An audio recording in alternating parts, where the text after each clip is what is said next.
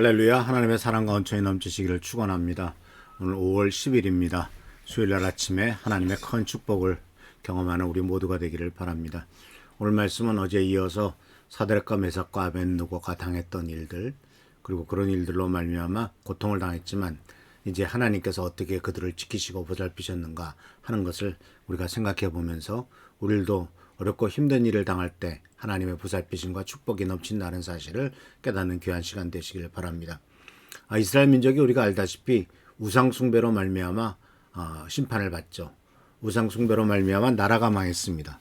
우상 숭배로 말미암아 이스라엘 민족이 멸망당하고 그리고 또한 많은 사람들이 남의 나라로 끌려왔습니다. 근데 끌려온 그 나라에서 다시 한번 우상 숭배를 할 것을 명령을 받습니다. 내가 이 일 때문에 고통을 당하고 있는데 그 일을 또 하라라는 겁니다. 그랬을 때 이 사드락과 메삭과 아벳느고는 당시의 체계에 순응을 해서 그 바벨론의 체계에 순응해서 느부갓네살 왕의 신상에 절을 함으로써 목숨을 보존하고 또 그들의 자리를 보존하려고 하는 생각을 하지 않습니다. 왜냐하면 자기네들이 지금 여기에 끌려온 원인이 바로 우상숭배였다라는 사실을 알고 있기 때문에 그렇습니다. 그런데 지금 우상숭배를 하지 않는다면 죽인다고 해요. 풀무불에 집어넣는다고 해요.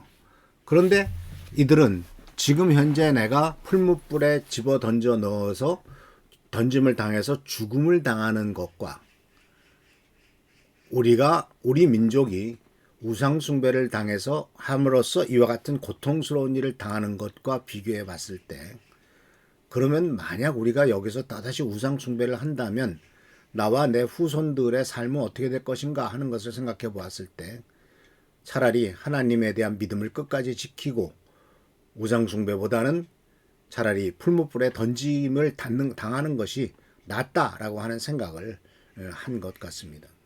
또 하나님께서는 그들을 지키실 것이라고 하는 확신을 선포하는 것을 보게 됩니다. 그래서 이와 같은 믿음을 가지고 그들은 결국은 느부갓네살 왕의 요구에 거절을 하죠. 당당하게 거절합니다. 결국 그들은 풀무불에 7배나 뜨거운 불타는 용광로 속에 던져 넣음을 당하는 끔찍한 재판을 받게 되죠. 근데 그 불이 얼마나 뜨거웠냐면은 바로 그 가까이 갔던 그들을 불 속에 던지려고 가까이 갔던 사람이 타 죽을 만큼 뜨거웠다라고 성경은 기록됩니다. 그런데 다른 전설에 의하면 이런 똑같은 일들에 대한 얘기가 전설에 있습니다. 그런데 그 전설에 의하면은 이 불이 밖으로 나와가지고 온 동네를 불태우고 온 마을을 불태우고 전 나라를 불태우는 결과를 가져왔다고 합니다. 그래서 그것을 끄기 위해서 엄청나게 노력을 했고 결국은 그렇지만 사드락과 메삭과 아벳느고는 죽지 않았고 오히려 그러한 일들로 말미암아 나라가 어려운 일을 당했던 이와 같은 일들에 대한 기록 그런 이 전설이 남아있는 것을 보게 됩니다. 자 어쨌든 이들은 이제 그 불타는 그 속에 갇히게 되죠. 그랬을 때 이제 밖에서 바라보고 있었던 느부갓네살 왕이 깜짝 놀라죠. 3장 23절에서 25절에 보면은 이러한 말씀으로 되어 있습니다. 사드락과 메삭과 아벳느고 세 사람은 묶인 채로 맹렬히 타는 화덕 속에 떨어졌다. 그때 느부갓네살 왕이 놀라서 급히 일어나 모사들에게 물었다. 우리가 묶어서 화덕 불 속에 던진 사람은 셋이 아니더냐? 그들이 왕에게 대답하였다. 그렇습니다, 임금님. 왕이 말을 이었다. 보아라, 내가 보기에는 네 사람이다. 모두 결박이 풀린 채로 화덕 안에서 걷고 있고 그들은 아무런 상처도 없다. 더욱이 넷째 사람의 모습은 신의 아들과 같다. 놀라운 기적이 일어났죠. 하나도 불에 타지 않았고 상처도 없고 이어지는 말씀 속에서는 옷에 끌리지도 않았고 불탄 냄새조차 없었다라고 이렇게. 그러면서 오히려 이들은 묶어서 화덕에 던져졌는데 그 불타버린 것은 그들을 묶고 있었던 끈이 다 타버렸고 결박이 풀렸다. 그리고 화덕 안에서 걷고 있었다. 상처도 없었다. 이런 표현을 쓰고 있습니다. 그래서 우리는 이 말씀 속에서 그들을 파멸시킬 것이라고 생각했던 불이 그들을 묶고 있는 것들을 태움으로 자유롭게 만들었습니다. 그러니까 이 불이 파멸이냐 자유냐, 참 놀라운 말씀이죠. 그래서 우리는 이 말씀 속에서 무엇을 발견하게 되냐면 우리가 당하고 있는 많은 연단은 어떤 때는 우리에게 진정한 자유를 주기도 한다라는 거예요. 연단이 가져다 주는 자유. 힘들고 어렵고 고통스러운 일들이 오히려 우리들에게 가져다 주는 자유가 있습니다. 그래서 이것에 대해서 로마서 5장 3절에서부터 5절 말씀 속에서 사도 바울은 로마서 성도들에게 이 연단과 고통과 아픔, 환난이 가져다 주는 자유와 희망과 꿈을 얘기합니다. 이뿐만 아니라 우리는 환난을 당하더라도 즐거워합니다. 그것은 환난이 인내를 낳고 인내는 연단된 인품을 낳고 연단된 인품은 소망을 낳는 것을 알기 때문입니다. 이 소망은 절대로 우리의 기대를 저버리지 않습니다. 그것은 하나님께서 우리에게 주신 성령을 통해 우리 마음에 하나님의 사랑을 부어주셨기 때문입니다. 이 말씀 속에서 환난이라고 하는 것, 환난을 당하더라도 즐거워하는데 그 이유는 뭐냐면 나중에 큰 소망을 갖게 될 것이고 그 소망은 우리들의 기대를 버리지 않는다. 이게 무슨 뜻이냐면 그 소망이 성취된다는 것이죠. 소망이 있는데 그 소망은 암만 큰 소망을 가져도 그 소망은 의미가 없어. 그러면 기대를 저버리는 것이겠죠. 그런데 하나님께서 우리들에게 주신 소망은 다 성취되기 때문에 결코 기대를 저버리지 않는데 그 이유는 바로 뭐냐면 하나님께서 우리에게 주신 성령을 통해서 우리 마음에 하나님의 사랑을 부어주셨기 때문입니다. 즉 우리 마음속에 부어주신 하나님의 사랑이라고 하는 그것에 근거한 소망과 성취. 그렇기 때문에 하나님의 사랑을 진정으로 체험한 사람은 죽음조차도 두려워하지 않고 더욱더 깊은 하늘나라에 대한 소망을 갖게 되겠죠.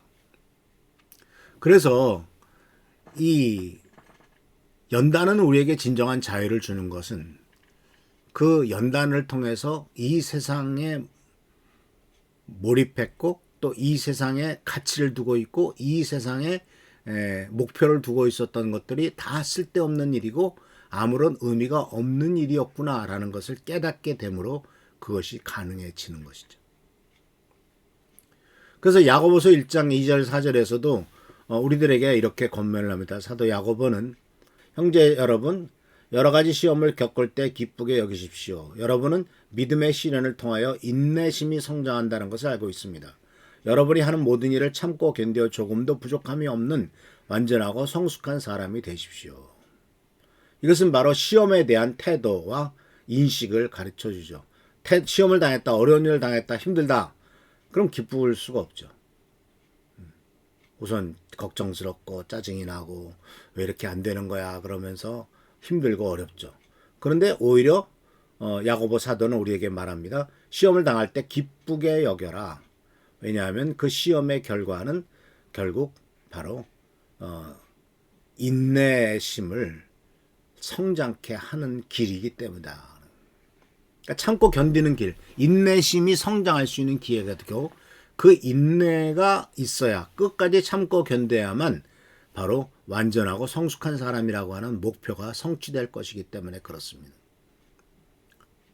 이 완전하고 성취된 사람이라고 하는 성숙한 사람이라고 하는 이 표현은 세상의 가치와 목표와는 다르죠.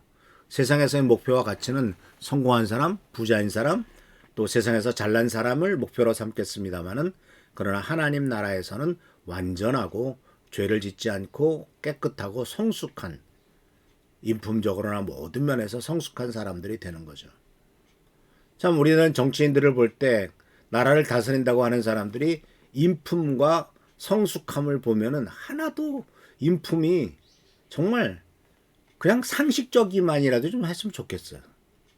기대를 했던 사람도 들어가 보면은 돈이라든가 욕심이라든가 또는 세상적인 욕심 이런 것들로 가득가득 똘똘 뭉쳐 있고 그래서 완전하고 성숙하다라는 말은 참 우리나라를 다스리는 뭐 대통령이야 국회의원 모든 누구에게든지 해당하지 않는 말인 것 같아요. 근데 주님께서는 우리들에게 야고보 사도를 통해서 바로 이러한 환난과 연단을 통해서 결국은 완전하고 성숙한 사람이 되어야 된다라고 말합니다. 목표가 다른 거죠. 세상에서는 성공한 사람, 승리한 사람, 높은 자리 차지하는 사람이 되기를 원하지만 하나님이 원하시는 것은 완전하고 성숙한 사람이다. 그리고 그것은 환난과 인내와 연단을 통해서 온다라고 하는 것을 우리들에게 분명히 가르쳐 주죠. 결국 그것을 성취한 사람은 그 풀무불에 던져진 이 사드락과 메삭과 아벳느고 아니겠습니까?